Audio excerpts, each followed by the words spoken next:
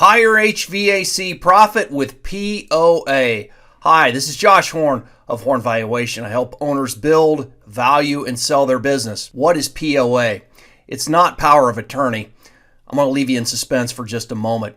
If you look at your income statement, or P&L as it's often called, do you know why you're underperforming or overperforming? Do you know why you're less than the average or better than the average? Or do you even know what the average is? I'm going to show you what the average is based on private company data, and it's a pretty tight range. So I'm comfortable showing you where you should be if you're average. What I really want to show you is how to be better than average and how to pull the POA levers to be better, because it's usually one of these three areas where you're underperforming. So let's take a look at this. What I'm showing you here is a summarized income statement or P&L. Have you seen this before? Have you run your accounting software and looked at this statement before? You've probably seen the big one, the one with all the accounts. Maybe it runs 2, 3, 4, 5 pages, whatever, and it's confusing, right? This one is simplified. It just has 3 major pieces. And I encourage you to run this out of your software, whatever system you're using, so you can get a handle on these 3 pieces only. That is sales, what you're billing the customers for the jobs. Cost of goods sold, the direct costs and labor to deliver on those jobs. And 3, operating expenses or overhead, the fixed costs to run your HVAC business. You'll pay taxes on the profit if there is any, hopefully there is, and that's it. That's really the basics of a P&L. So let's first scrunch down the accounts, get a sense of what's happening. And if you want to pause the video here, run an annual, add back any one-time expenses or accelerated depreciation expenses or personal expenses, if you have any of those in there, and get that in front of you and look at the income before taxes. That's the number I use as one of my benchmarks on a lot of HVAC companies. What's that number look like? Is it less than, equal to, or higher than 6%? Why does that matter? Because approximately 6.5% is the range for HVAC companies from $1 to $10 million in sales. That's going to be a lot of them, thousands of them. So quick glance, just take a look at that. How do you compare? Below, at, or above 6%? If you're above it, great. Still hold on with me. I'm going to show you how to make it even better. If you're below it, it's going to fall into one of these POA buckets. And I'm going to show you why that's the case. So we're looking at job profitability here. And so this is the P of the POA, pricing. So this percentage, which is a percentage of the sales, is 46%. In the industry, it's typically, that gross profit margin is typically 35 to 45% on an HVAC company with $1 to $10 million in sales. This particular example is showing at 46%. So what you need to do is, after you run your summarized P&L, is look at your gross profit percentage. If it's below the 35% range, you could be pricing jobs too low to cover costs and to make a profit and to reinvest back in the business. So this is important to understand. If it's drifting below 35%, you're below the average. You may not be covering your costs. Let's take a look at overhead or operating expenses. These are the fixed costs to run your business. In this category, across a lot of data, 40% looks to be about the maximum on overhead.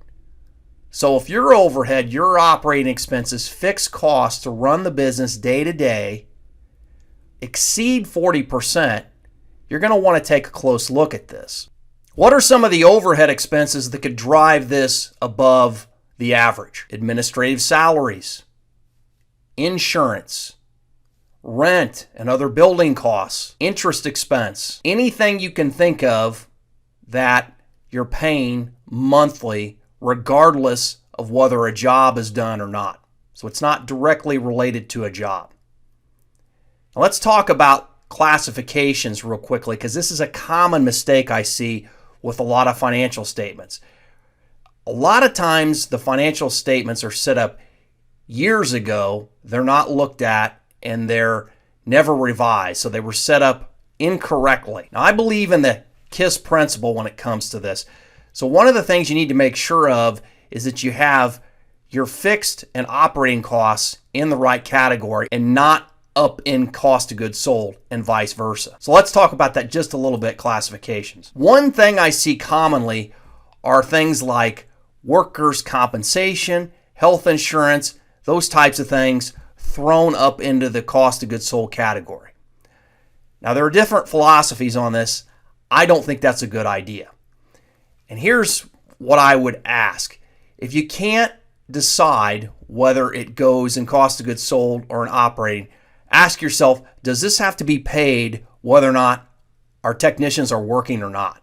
And if it does, which would include insurance of all kinds, then the answer is it's an operating expense or a fixed cost. You can't allocate it directly to a job, because whether you're running or not, you still have to pay the bill. So I would encourage you not to include costs like that up in cost of goods sold. I think it's going to overstate your cost of goods sold, and it's going to be more difficult to price jobs correctly. I also see the problem where sometimes I see technician wages down in the operating expenses or the fixed costs. That's incorrect too. So those costs, direct wages for the technicians on the jobs, need to be up in the cost of goods sold so that you get the categories right.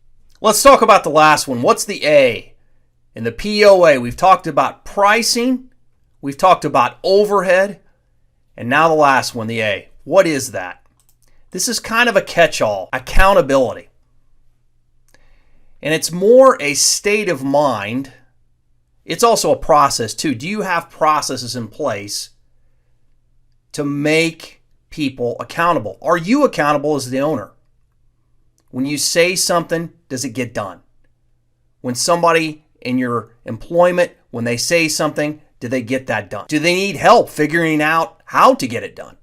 And are you giving them a path to do it? That can include billing jobs. That can include overhead too. Let me give you an example. I'll give you a couple.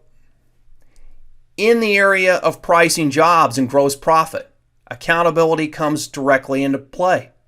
If someone says they can get that job done in a specified period of time and they don't, was it them? Was it an accident? Was it poor training? Was it just a bad day? What is that? And figure out how to fix it. Same with your fixed costs, accountability. You're paying for advertising, right? Are your advertising vendors accountable? Are they delivering you the leads that you need? If not, they need to be held accountable. So again, it's sort of the umbrella over the entire organization. I see this as a big tripping point for a lot of businesses when they don't have a culture of accountability, and it causes everything else to fall apart. This is how you can get higher profit for your HVAC company using POA, pricing, overhead, and accountability. The blog links for pricing and billing pieces I did prior are at the bottom here. Let me know if you have any questions. This is Josh Horn, CPA of Horn Valuation. Have a great day.